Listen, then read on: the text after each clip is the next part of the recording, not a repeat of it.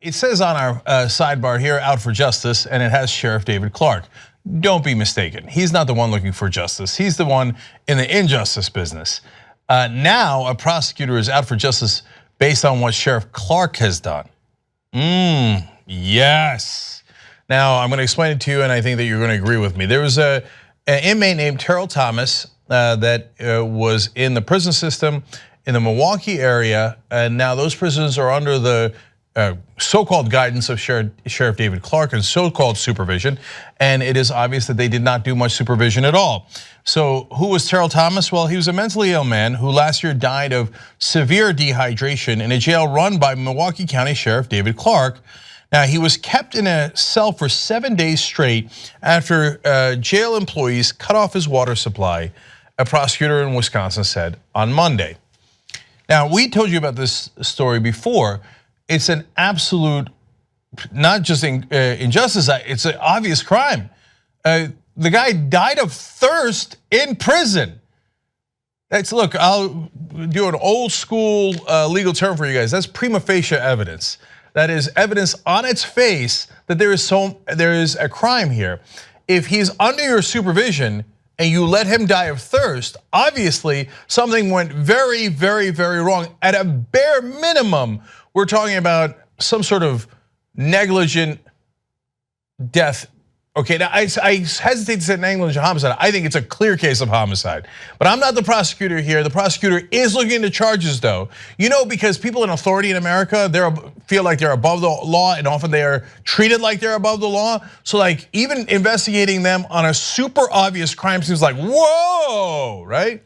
So the prosecutor here says it is highly irregular and contrary to standard operating procedure in jail. I mean, look at how, I want to give the prosecutor in this case all the credit in the world for pursuing this. But even so, look at how soft that is. Like, well, it's highly irregular that you would not allow a man to drink water for so many days that he would pass away. Yeah, and is that contrary to standard operating procedure? I hope so. If that's not contrary to standard operating procedure, we've got a much, much larger problem. So Eric Height is the family attorney for the Thomas family. He says he was a pretrial detainee, meaning that he hadn't even gotten in trial yet. They hadn't even convicted him yet. And he was in a mental health crisis at the time. Everybody agrees he had mental health issues. Instead of providing him with desperately needed treatment, the Milwaukee County Jail disciplined Terrill by locking him in an isolation cell, giving him inedible Nutriloaf to eat, and shutting off his drinking water and supply for 7 days, causing him to suffer and die from profound dehydration. Is this not madness, guys? And I don't know why this isn't the biggest story there is. We're now letting people die in prison from dehydration. I literally haven't heard of a person dying from thirst in America in my lifetime, let alone when he's supposed to be under the supervision of people. Now look, there's so many different layers to this. So we've covered story after story in different prisons across the country where they put people in isolation over and over again. Second of all, they put people with mental health conditions in solitary confinement far more often than they do other people. Instead of getting them treatment, they do further punishment. It doesn't work. They have a mental health issue.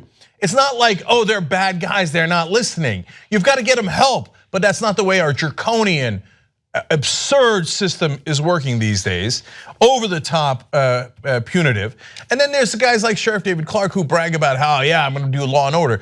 Law and order is not letting a guy under your care die because he couldn't get water. That's a crime. So now we go back to the prosecutor. In a court filing last month, the district attorney argued that abusing, neglecting, or ill-treating a prisoner is a public welfare offense. I mean, to say the least, a public welfare offense?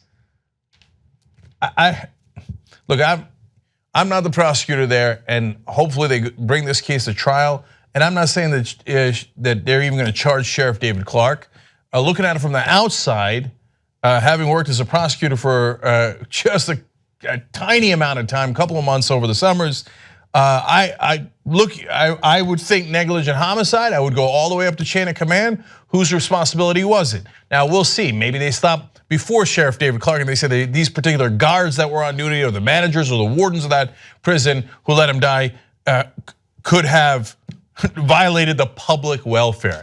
That is the least of the charges that could be against them. If that's the only charges they get, they should be lucky. But on the other hand, like I said, since we get no justice in America at all, I guess this is welcome news. And now to the guy I'm giving credit to here, Kurt Benkley, he's the assistant district attorney. He says, inmates are at the mercy of the jailers for basic life-sustaining necessities like water, food, and medical care. When a mentally ill inmate like Mr. Thomas is locked in solitary confinement without access to water, his life is totally in his jailer's hands. And he goes on to say, stupidity, thoughtlessness, indifference, and incompetence are not morally sufficient excuses nor valid legal defenses. Well, I mean, those 4 words right at the top there, good description of Sheriff David Clarke: stupidity, thoughtlessness, indifference, and incompetence. So the next time you see this tough guy going around telling you about how he's law and order and he's gonna take care of the bad guys, etc., understand, no, he's not gonna take care of the bad guys. He is one of the bad guys. When you let someone die of thirst when you're supposed to take care of them, a lot of people would call that murder because you're responsible for them. The district attorney is calling it a crime. And you know what that makes you? That makes you one of the bad guys.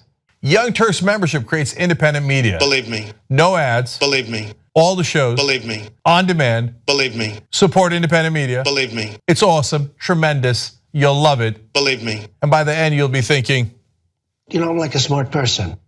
tytnetwork.com/join.